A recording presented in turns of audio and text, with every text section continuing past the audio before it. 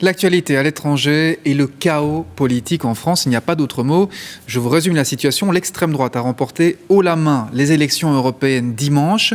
Emmanuel Macron a dissous l'Assemblée nationale dans la foulée et convoqué des élections dans 3 semaines.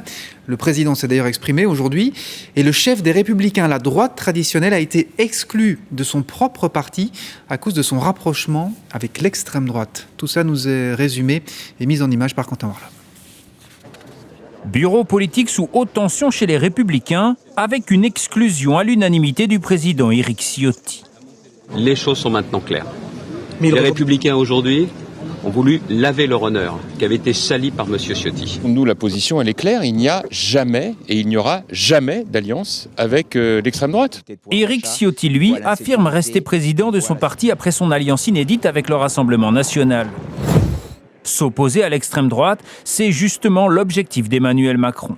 Moi, je ne veux justement pas donner les clés du pouvoir à l'extrême droite en 2027.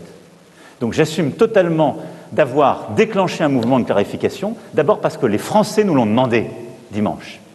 Quand 50% des Français votent aux extrêmes, que vous avez une majorité relative à l'Assemblée, vous ne pouvez pas leur dire on continue comme si de rien n'était. Ce n'est pas les respecter, ce n'est pas les entendre.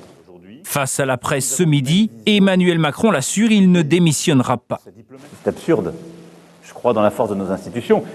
Écoutez, je me suis soumis à 2 reprises au suffrage des Françaises et des Français. Alors j'entends tout ce qu'on dit sur ma pomme. On le disait il y a 2 ans. Il se trouve que je suis à des élections qui m'ont tout de même choisi, donc ça ne doit pas être si terrible que certains le décrivent. Après qu'il y ait des ambitions personnelles des uns et des autres qui soient contrariées par les moments actuels, dont acte, mais ça n'est pas grave. Nous sommes dans un moment historique du pays. Une dissolution de l'Assemblée nationale assumée après la victoire du RN aux élections européennes. Oui, j'ai une responsabilité. J'ai une responsabilité dans le fait que sans doute je n'ai pas apporté de réponse assez rapide et radicale à des inquiétudes légitimes qu'avaient nos compatriotes. Tenter de défendre son bilan, se poser en rempart face aux extrêmes et appeler au rassemblement, Emmanuel Macron aura tenté de convaincre à 2 semaines et demie des élections législatives anticipées.